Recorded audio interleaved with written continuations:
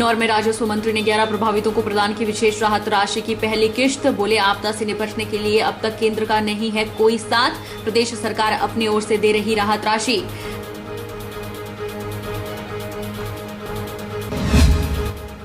नगर निगम मंडी को मिले नए मेयर और डिप्टी मेयर। वीरेंद्र भट्ट महापौर और माधुरी कपूर उप महापौर निर्वाचित। एडीसी मंडी निवेदिता नेगी ने दिलाई शपथ। करीब 1.5 महीने के विलंब के बाद हुआ चुनाव।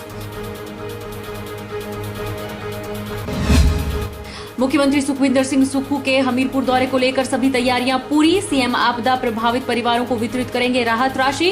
मुख्यमंत्री सुख आश्रय योजना के लाभार्थियों को भी देंगे प्रमाण पत्र और आर्थिक सहायता। और क्रिप्टो करेंसी के बाद अब हिमाचल में सहर्ष निधि समिति द्वारा डीडी और आरडी के नाम पर लाखों की ठगी। पुलिस ने तुरंत कार्रवाई करते हुए एक आरोपी को किया गिरफ्तार। बद्दी में ही हुई है 5 से 10 लाख की ठगी। नमस्कार, आप देख रहे हैं HP 24x7। मैं हूं जनीशा। प्रदेश में प्राकृतिक आपदा के कारण भारी त्रासदी हुई है। किन्नौर जिला में 3000 से ज्यादा लोग बेघर हुए, जिनके मकान पूर्ण रूप से क्षतिग्रस्त हुए हैं, जबकि 16000 लोगों के मकान आंशिक रूप से क्षतिग्रस्त हुए। लेकिन फिर भी केंद्र सरकार की ओर से कोई राहत प्रदेश को नहीं मिली है। यह बात राजस्व मंत्री जगत सिंह नेगी ने कही। राजस्व, बागवानी एवं जनजातीय विकास मंत्री जगत सिंह नेगी ने आपदा प्रभावित 11 परिवारों को 3-3 लाख प्रति व्यक्ति प्रथम किश्त जारी की। उन्होंने कहा कि प्रदेश में कुल मिलाकर 12,000 करोड़ रुपए से अधिक का नुकसान प्राकृतिक आपदा से हुआ, लेकिन केंद्र की सरकार की ओर से 3 बार मूल्यांकन के बावजूद भी प्रदेश को कोई विशेष राहत राशि प्रदान नहीं की गई। प्रदेश के मुख्यमंत्री ने ऐसे में एक ऐतिहासिक फैसला लेकर प्रदेश की जनता को राहत प्रदान करने का कार्य किया। उन्होंने प्रदेश में प्राकृतिक आपदा के लिए 4500 करोड़ का विशेष पैकेज जारी कर प्रभावितों को राहत प्रदान करने का कार्य शुरू किया।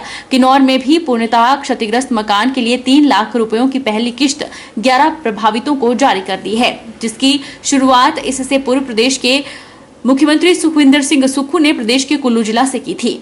उन्होंने कहा कि जिले में आगे भी पात्र व्यक्तियों को शामिल कर उन्हें राहत राशि प्रदान किए जाने का कार्य जारी रहेगा। इस वर्ष जो भारी बरसात के कारण और बेमौसमी बर्फबारी के कारण और कई जगह पे जो है बादल फटने के कारण बहुत बड़ी त्रासदी हुई है और इसमें हजारों लोग इसमें जो है सफर हुए हैं। खासकर अगर आप मकानों की बात करें तो 3000 से ज़्यादा लोग जो है बेघर हुए हैं, जिनके मकान पूर्णतः क्षतिग्रस्त हुआ है। और इसी तरह से कोई 16,000 केस ऐसे हैं जिनके आंशिक रूप से मकान क्षतिग्रस्त हुए हैं और बाकी पशुधन है, गौशालाएं हैं, ये सारे मिला के और लोगों की ज़मीन जो बह गई है, तो इस किस्म के जो है भारी भरकम जो है नुकसान जो है एक आम आदमी के साथ भी हुआ है। और जो सरकारी क्षेत्र में अगर आप सड़कों का लगाएंगे तो 1300 से ज़्यादा सड़कें बाधित हुई, पूरी तरह से क्षतिग्रस्त भी हुई। 5000 से ज़्यादा हमारे जल शक्ति विभाग के पेयजल और सिंचाई की योजनाएं प्रभावित हुई। और जो हमारे दूसरे डिपार्टमेंट्स हैं, चाहे स्कूल्स हैं, चाहे हमारे आरडी डिपार्टमेंट के जितने भी एसेट्स हैं, तो सभी को जो है बहुत नुकसान हुआ और करीब जो मूल्यांकन किया गया 12,000 करोड़ से ज़्यादा का नुकसान हुआ है। परंतु जो NDRF के जो नॉर्म्स हैं उसमें जो इंडिविजुअल लोगों के जो लॉसेस हैं और जो सरकारी क्षेत्र में भी जो नुकसान है उसमें मामूली जो है राहत के लिए पैसा है। खासकर मकानों का जो पूर्णतः क्षतिग्रस्त होता है उसमें 1,30,000 रुपये से ऊपर नहीं मिलता है। और इसी तरह से जो आंशिक जो मकान हमारे जो डैमेज होते हैं उसमें भी बहुत कम राशि है। फिर जो हमारे गौशालाएं हैं, हमारे जो पशुधन का नुकसान है या जो सड़कें हमारी बह जाती है, इसमें भी बहुत कम पैसा है। परंतु केंद्र सरकार से बार बार गुहार लगाने पर भी केंद्र सरकार से अभी तक कोई हमें जो है अगर सरकार विधायक को वोट डालने वाले नियम को वापस नहीं लेती है तो भाजपा व्यवस्था को नियमित रखने के लिए कोर्ट का दरवाजा खटखटाएगी। ये बात पूर्व मंत्री विपिन सिंह परमार ने कही। पत्रकार वार्ता में पूर्व मंत्री विपिन सिंह परमार ने कहा कि एक विधायक जनता का प्रतिनिधि होने के नाते अधिकारी से अपनी विधानसभा की समस्या को रखना चाहता है तो उसके खिलाफ अवमानना का नोटिस जारी किया जाता है और यह सुनने को मिल रहा है कि सरकार के विधायक और मंत्रियों की बात अधिकारी नहीं मान रहे हैं। इतना ही नहीं, विपिन कुमार ने प्रदेश सरकार को गारंटियों पर भी घेरा। उन्होंने कहा कि प्रदेश सरकार 11 महीनों में 11,000 करोड़ रुपए ले चुकी है और अगर गारंटियों को पूरा करना हो तो 50,000 रुपए चाहिए। सरकार सिर्फ अखबारों की सुर्खियों में रहने के लिए इस तरह के बयान दे रही है।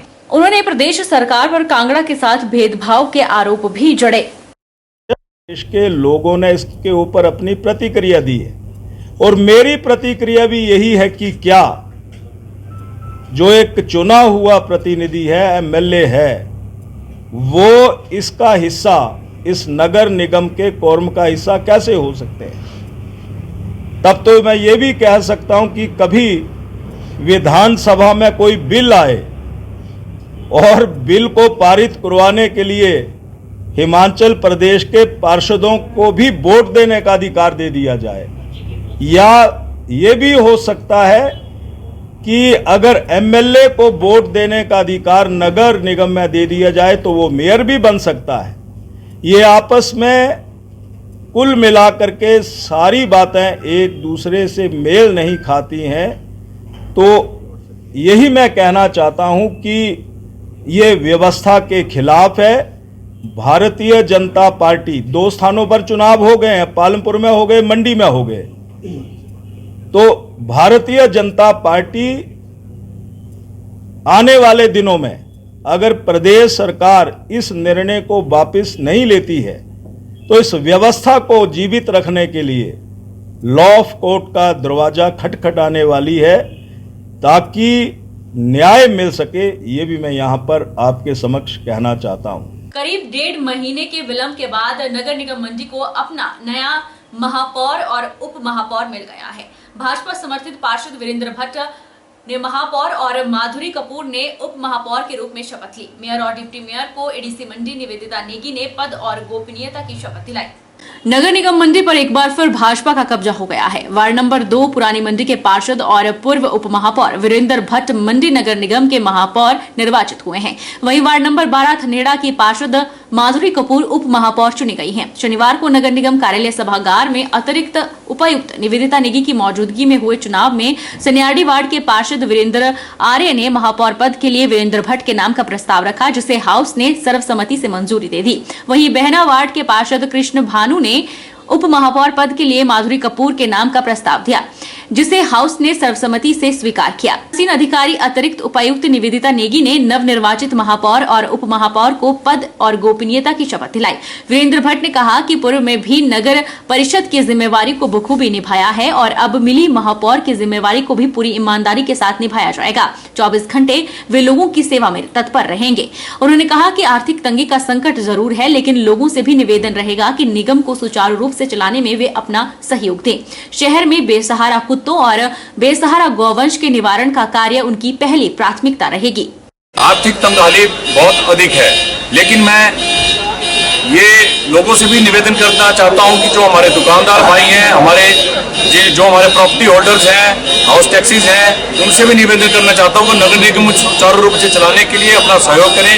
जो भी उनके पेंडिंग बिल है उनको दें और हम केंद्र सरकार से भी और राज्य सरकार से भी प्रयत्न करेंगे कि हमें समय पर विकासात्मक कार्य को पूरा करने के लिए धनराशि उपलब्ध कराएं। प्राथमिकता तो चलती रहती है, लेकिन मेरा जो एक उद्देश्य है कि जो समस्या है शहर में, कुत्तों की समस्या है और गौ सदन की समस्या है, इसके लिए मैं सर्वप्रथम कार्य करना चाहूँगा कि जो हमारे पालतू यहाँ जो हमने आवारा बेसहारा कुत्ते होते हैं और बेसहारा पशु होते हैं, उनके निवारण के लिए मैं कुछ करना चाहूँगा कि वो ऐसे बेसहारा ना घूमे और लोगों के लिए मुसीबत ना बने। चाहता हूँ कि बंदरों का कार्य जो ये वन विभाग का कार्य है, वन विभाग और हम मिलकर ये भी जरूर करना चाहेंगे। वहीं पूर्व मुख्यमंत्री एवं नेता प्रतिपक्ष जयराम ठाकुर ने निर्वाचित महापौर और उप महापौर को बधाई दी। उन्होंने कहा कि कांग्रेस के पार्षदों ने नामांकन नहीं भरा, इसके लिए वे उनके भी आभारी हैं। चुनाव में विलंब होने पर उन्होंने कांग्रेस सरकार पर तंज कसे। उन्होंने कहा कि निगम के चुनाव करवाने के लिए इतना विलंब किया और ये चुनाव आज से लगभग 2 महीने पहले संपन्न हो जाने चाहिए थे। कांग्रेस सरकार अपने ही लिए निर्णय को कुछ समय बाद फिर बदलती है। जयराम ठाकुर ने कहा कि विधायकों को निगम के चुनाव में मत का अधिकार देने का निर्णय राजनीतिक राजनीतिक मकसद से लिया गया है। हम उसका राजनीतिक लाभ ले सकते थे, लेकिन हमने ऐसा नहीं किया। पूरा हुआ 2.5 साल का, और उसके बाद एक व्यवस्था के अनुरूप जो है वो तय हुआ कि हम नए कार्यकाल में प्रवेश करेंगे। तो उस दृष्टि से आज मेयर और डिप्टी मेयर के पद पर दोनों जगह सर्वसम्मति से जो चुनाव हुआ है संपन्न, उसके लिए मैं सभी काउंसलर्स का भी धन्यवाद करता हूं।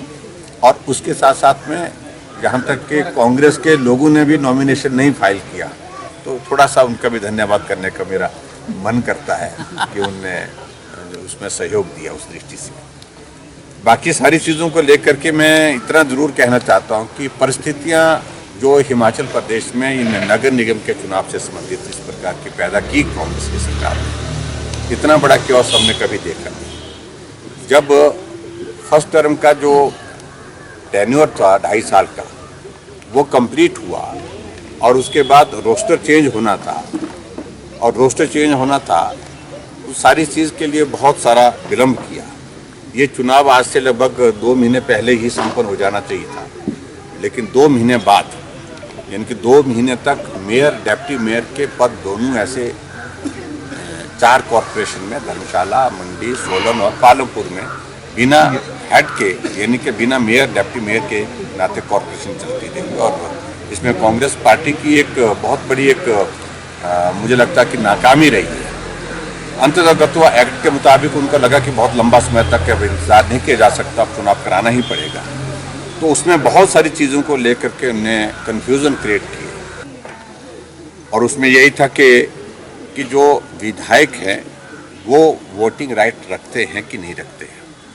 लॉ ने ओपिनियन दी, और ओपिनियन दी कि विधायकों को वोटिंग राइट कॉरपोरेशन में नहीं है। और उसके बाद फिर अगली तारीख तय होनी थी कि डिप्टी कमिश्नर डेट तय करते, उसमें बहुत ज़्यादा देर किया, और देर करने के बाद आखिरकार अब जब उनने डेट तय की 2 कॉरपोरेशन में, पालमपुर और मंडी में, पिछले कल पालमपुर हुआ, आज मंडी हुआ, तो वहाँ वो डेट तय करने से पहले एक और चिट्ठी निकाल दी। अभी शायद मैं कल 23 तारीख को निकाली थी शायद वो नोटिफिकेशन की, और उसमें ये कर दिया कि विधायक और विधायकों को भी जो उसमें जो है वो भी वोटिंग मतलब कर सकते हैं, वो वोट दे सकते हैं एक न्यायिक, यानी कि अपने ही निर्णय, कुछ दिन पहले लिया हुआ निर्णय, उस निर्णय को उन्हें पलट दिया। और स्वाभाविक रूप से उसके पीछे उनकी मंशा कुछ और लगती है। हमारे सामने प्रश्न ये बनता है कि पहले एमएलए का वोट आपने डिनाई किया लॉ की ओपिनियन के मुताबिक, और अब आपने लॉ की ओपिनियन लिए बिना ही फिर से जो है उनको वोटिंग राइट दे दिया। ये बहुत बड़ा क्योस जो है, बहुत बड़ा कन्फ्यूज़न क्रिएट किया गया। ये कॉरपोरेशन जितने भी हिमाचल प्रदेश में बने, 4 कॉरपोरेशन जहां अभी चुनाव हैं, उनको राजनीतिक अखाड़ा बना करके कांग्रेस ने जो कोशिश की है, ये बहुत दुर्भाग्यपूर्ण है। उधर सदर विधायक अनिल शर्मा ने भाजपा पार्षदों और कांग्रेस के पार्षदों का आभार जताया, जिन्होंने बिना मनमुटाव के भाजपा समर्थित पार्षदों को महापौर और उप महापौर चुना। अनिल शर्मा ने कहा कि एक अच्छे मेयर का चुनाव करना जरूरी था, क्योंकि शहर की मूलभूत सुविधाओं को पूरा करना बहुत बड़ी जिम्मेदारी है। अब अच्छी टीम बनी है। उन्होंने कहा कि मैं अपने लेफ्ट और राइट के साथ मिलकर शहर के विकास के लिए सराहनीय कार्य किया जाएगा। और एक अच्छी टीम के साथ मुझे लगता है कि हम अब काम करने का मौका मिलेगा, और साथ में मेरे साथ दोनों हमारे जो लेफ़्ट और राइट बोल सकता हूँ मैं इनको, क्योंकि मेरे चुनाव क्षेत्र के एक लेफ़्ट एक राइट में है, तीनों हम मिलकर जो है यहाँ के विकास में नगर निगम को आगे ले जाने के लिए, जहाँ सरकार के अंदर हमें लगता है कि सरकार के पास जाकर भी हमें नगर निगम के लिए कुछ पैसे लेने की बात है, विकास की बात है, मुझे लगता है हम सभी विधायक भी मिलकर और साथ में नगर निगम के महापौर और उप महापौर दोनों जाकर और सभी पार्षद सभी जाकर जो है यहाँ की बेहतरी के लिए, क्योंकि बहुत सी योजनाएं अभी भी शहर के अंदर करने को है, विस्तार करने को है, और इसलिए हमारा जो पूरा प्रयास रहेगा कि एक जो जिम्मेवारी जो नगर निगम के जो मिली है महापौर को मैं समझता मिलकर एक टीम के लिए हम काम करेंगे। बता दें कि 2.5 साल पहले बने नगर निगम मंडी में 15 वार्डों से पार्षद चुनकर आए थे। महापौर के लिए आरक्षित महिला पद होने के चलते दीपाली जसवाल महापौर चुनी गई थी। वहीं वीरेंद्र भट्ट उप महापौर बने थे, जिनका कार्यकाल 2.5 वर्ष था। इसके पूर्ण होने के बाद इस बार महापौर पद अनारक्षित था और वीरेंद्र भट्ट को महापौर चुना गया। जिला हमीरपुर के आपदा प्रभावित परिवारों को राज्य सरकार के विशेष पैकेज के तहत राहत वितरण एवं मुख्यमंत्री सुखाश्रय योजना के लाभार्थियों को प्रमाण पत्र और आर्थिक सहायता वितरण समारोह में मुख्यमंत्री सुखविंदर सिंह सुक्खू बतौर मुख्य अतिथि शिरकत करेंगे। यह जानकारी हमीरपुर के उपायुक्त ने दी। हमीरपुर उपायुक्त हेमराज बैरवा ने बताया कि मुख्यमंत्री सुखविंदर सिंह सुक्खू रविवार को 1 दिवसीय प्रवास पर हमीरपुर जिला पहुंच रहे हैं, जिसके लिए सभी तैयारियां पूरी कर ली गई है। उन्होंने बताया कि इस दौरान मुख्यमंत्री हमीरपुर के गांधी चौक पर आयोजित कार्यक्रम में विभिन्न योजनाओं के तहत लाभार्थियों को चेक वितरित करेंगे। उपायुक्त ने बताया कि मुख्यमंत्री विशेष आपदा राहत वितरण कार्यक्रम के तहत जिला हमीरपुर के 1798 लाभार्थियों को पहली किश्त के रूप में लगभग 15 करोड़ की राशि बांटेंगे। उन्होंने बताया कि इसी के तहत जिन लाभार्थियों के मकान पूरी तरह क्षतिग्रस्त हो चुके हैं, उन्हें पहली किश्त के तौर पर 3 लाख दिए जा रहे हैं, तो वहीं अन्य पक्के क्षतिग्रस्त मकानों को 1 लाख और कच्चे और गौशाला को 50,000 तक की राशि दी जाएगी। उन्होंने बताया कि इसके अलावा मुख्यमंत्री सुखाश्रय योजना के लाभार्थियों को प्रमाण पत्र वितरित भी किए जाएंगे। मुख्यमंत्री जी विशेष आपदा राहत पैकेज जो उन्होंने अनाउंस किया था 4,500 करोड़ का प्रदेश स्तर पर, उसी की कड़ी में जिला हमीरपुर में आ रहे हैं। और जिला हमीरपुर में जो यहाँ पर कार्यक्रम है उसके तहत हमारे जो बेनिफिशियरीज हैं लगभग 1798 हैं और इनको जो पहली किस्त राहत राशि की जानी है लगभग 10 से 13 करोड़ के बीच में इनकी राशि बन रही है और सारी राशि डीबीटी माध्यम से उनके खातों में सीधे हस्तांतरित की जाएगी। अलग अलग इसमें जो बेनिफिशरीज़ हैं कुछ जिनके फुली डैमेज हाउसेस हैं उनको पहले किस्त के तौर पे 3 लाख रुपए दिए जाएंगे। जो पार्शियली डैमेज हाउसेस हैं उनको 1 लाख रुपए मिलेंगे। जिनकी गौशाला डैमेज हुई है उनके 50,000। जिनके कैटल लॉस लार्ज एनिमल है स्मॉल एनिमल है उनको भी बड़ी हुई राशि मिलेगी। जिनके बिलोंगिंग्स डैमेज हो गए, जैसे सुजानपुर में हमारे हुआ था कि लोगों के घरों में पानी भर गया था, अंदर सारी बिलोंगिंग डैमेज हुई थी, तो उन लोगों को भी इसमें रिलीफ एक्सेस जो रिलीफ विशेष पैकेज के तहत है वो दी जाएगी। ऐसा करके जो हमारा जो आपदा का विशेष आपदा राशि है वो वितरित की जाएगी और ये ओवर एंड अबव जो एज़ पर रिलीफ मैनुअल जो राशि है उसके डिस्ट्रीब्यूशन के बाद ये राशि दी जा रही है।